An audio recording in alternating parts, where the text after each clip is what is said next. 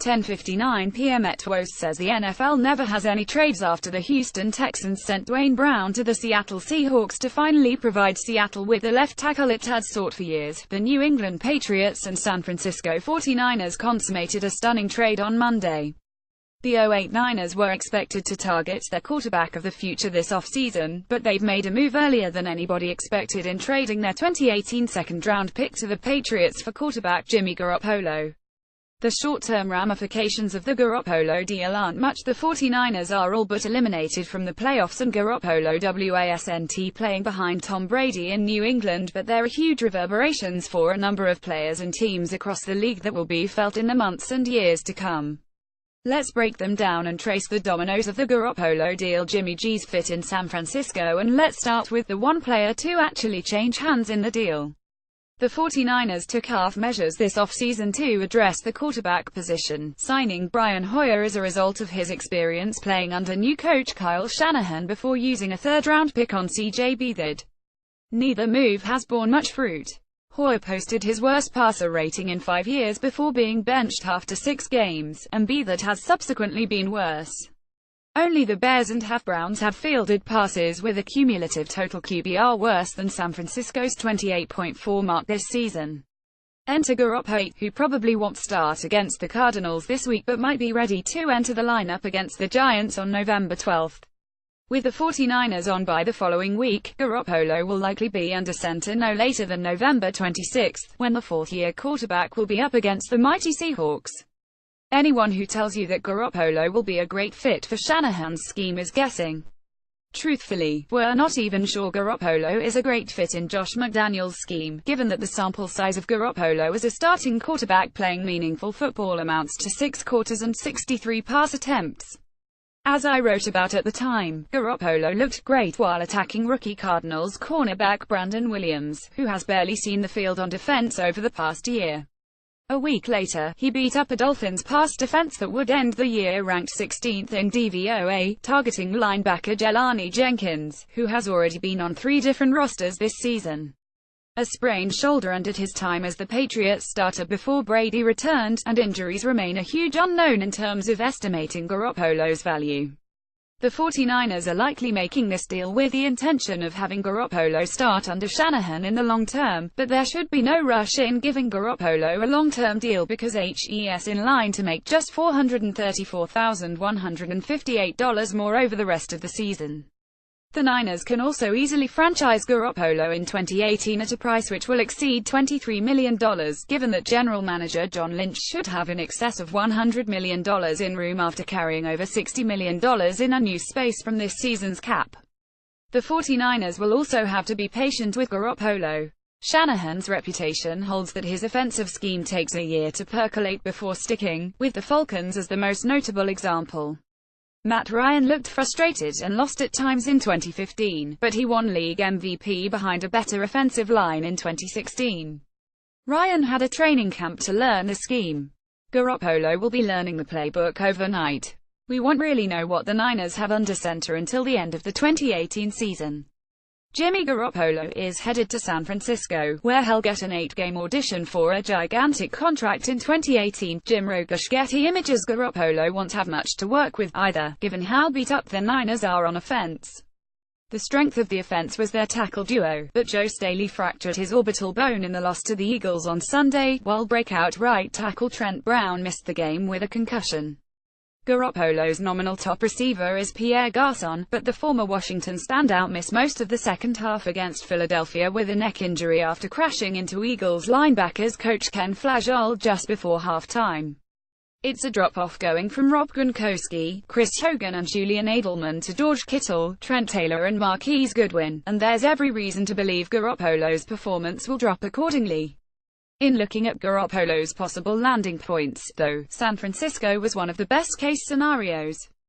He'll join an organization that is seriously committed to its coach and general manager, with the Niners having handed both Shanahan and Lynch 6-year deals before this season. Garoppolo doesn't have to worry about joining an organization and having the guys who wanted him leave town for the foreseeable future. He'll be working with an offensive-minded coach with a track record of improving his quarterbacks. When Staley and Brown are on the field, the 49ers have a pair of useful pass protectors on the edges, even if Staley has slipped some. There are certainly worse places for a quarterback to land. What the trade means for Kirk Cousins in 2018. If Cousins does leave Washington as a free agent in the offseason, the popular assumption was that he would end up in San Francisco. Cousins reportedly clamored to be dealt to the Bay Area during the offseason, given that Washington has shown little interest in signing Cousins to a market value extension. His fallback plan might have been to play under fellow former Washington offensive coordinator Sean McVay in Los Angeles, but with Jared Goff breaking out after a dismal 2016 campaign, the Rams aren't going to be in the Cousins market. The 49ers have acquired quarterback Jimmy Garoppolo from the Patriots for a 2018 second-round draft pick, sources told ESPN on Monday night. Patriots owner Robert Kraft and coach Bill Belichick have stripped down the QB depth chart, taking a major risk in both the short and long term. The 49ers decided to grab Jimmy Garoppolo now to get clarity at quarterback before going into the offseason with loads of salary cap space. After the Garoppolo trade, Cousins' path out of Washington isn't anywhere near as clear. If both Los Angeles and San Francisco are blocked, Cousins will be down to a few options. The Giants and Steelers could presumably in the market for a quarterback if Eli Manning or Ben Roethlisberger retire. The Jaguars suddenly look like they're a good quarterback away from being one of the best teams in football, given how effectively they can run the ball and hold up on defense. The Broncos and Vikings could clear out cap room and move on from their myriad of possible answers under center if Cousins came calling. The Bills are clearing out space and may move on from Tyrod Taylor. The Browns and Jets will happily throw a dump truck of money at Cousins. The Cardinals probably won't be able to afford him. If Cousins hits the market and wants to get paid, he won't lack for suitors. No team might be quite as appealing as the familiarity he sought with Shanahan, though, which strengthens Washington's position. Sure, if Roethlisberger retires, Cousins would be a great replacement, but that's hardly a lock. It's entirely possible that the relationship between Cousins and this Washington administration has been destroyed to the point that Cousins might have no choice but to leave, but if Washington finally makes a real offer to its best quarterback in a generation, Cousins might be more apt to listen if Garoppolo is entrenched in San Francisco. There's also a scenario in which the 49ers play this beautifully and end up with a quarterback they wanted all along and extra picks in the process. Let's say Cousins doesn't get the franchise tag, hits the market, and wants to play in San Francisco. If Garoppolo plays purely, the 49ers kept the trade compensation low enough that they can wipe their hands of the deal and just end up with Cousins anyway. They would theoretically be in line to recoup free agent compensation, but given that the Niners are likely to be spending in free agency, I doubt they would actually come away with a pick. If Garoppolo plays well, though, the Niners can do all kinds of things. They can use the franchise tag on Garoppolo and trade him to the highest bidder for what would likely be a much stronger return than a second-round pick. They can sign Garoppolo to an extension with a large first-year roster bonus, pay the bonus, and then deal Garoppolo on what amounts to a friendly contract for an even better trade haul. While the chances your Cousins' 49ers jersey investment will pay off have dropped precipitously, it's too early to rule out anything. What the trade means for Brady, Belichick and the Patriots. Something changed over the past 6 months for the Patriots. We might not know what happened for a while, but if you believe any of the reports about the sorts of offers the Patriots were expecting to field for Garoppolo this offseason, they played their cards all wrong. NFL executives suggested the Patriots would get a first-round pick in a Garoppolo deal. The Pats were reportedly asking for 2 first-round picks, but were willing to settle for the first overall pick. The Pats reportedly turned down an overture from the Browns during the first round of the draft for Garoppolo.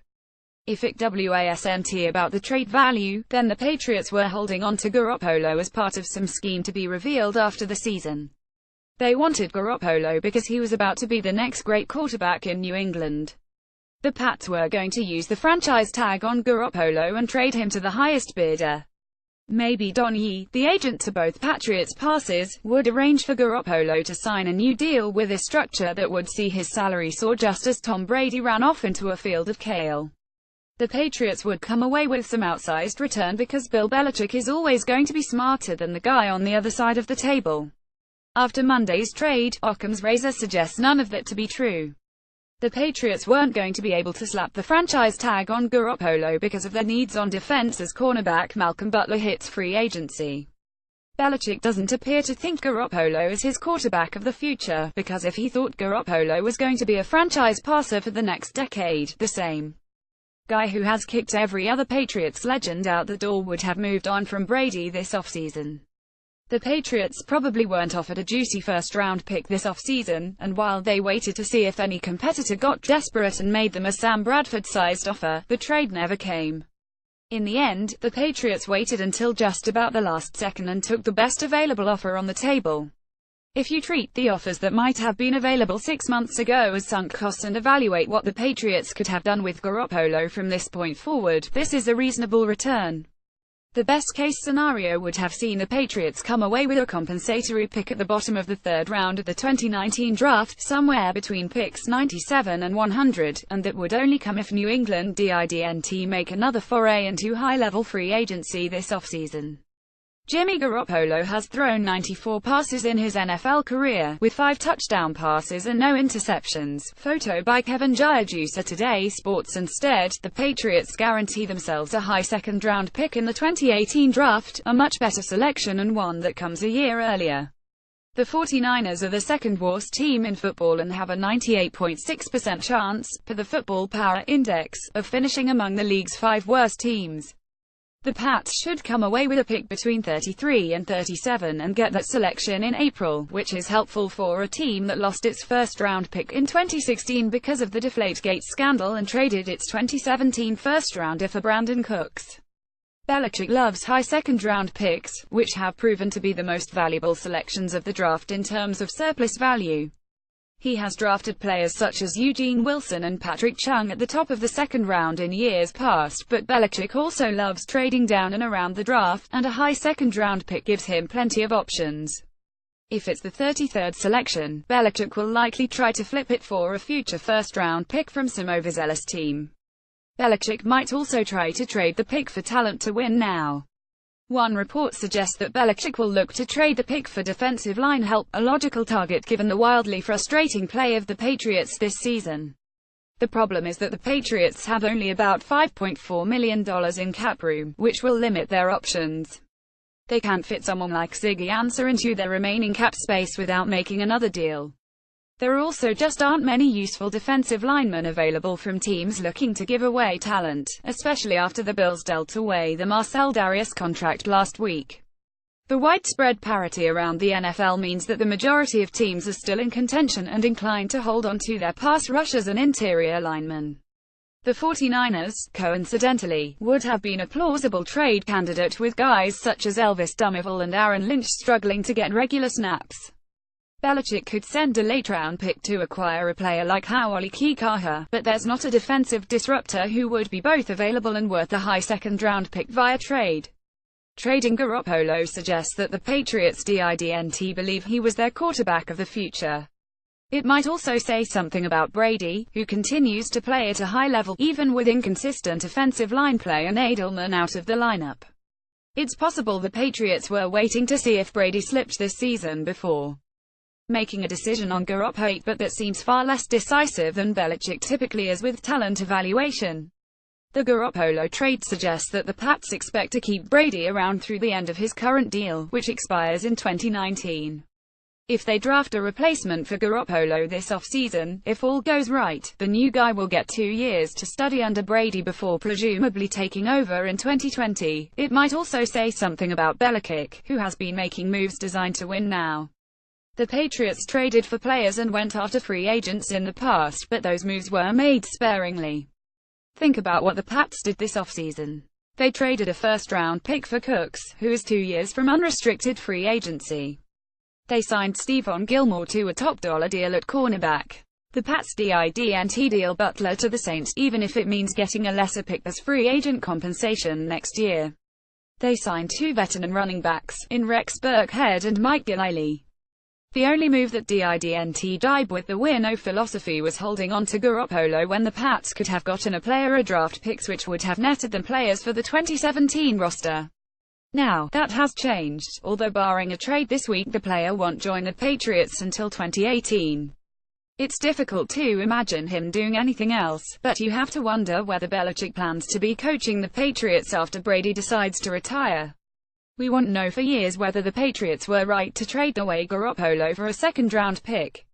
In terms of 2017, though, the Garoppolo trade is unlikely to hurt the Patriots.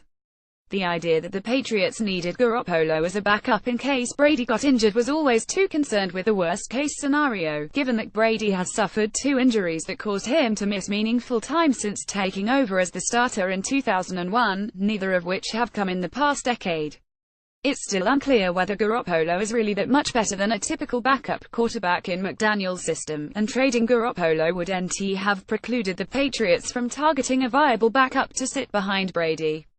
The choice wasn't between Garoppolo and an emergency quarterback like Edelman, it was between Garoppolo and a veteran like Hoyer, whom the Patriots might have looked at in the event of a Garoppolo deal.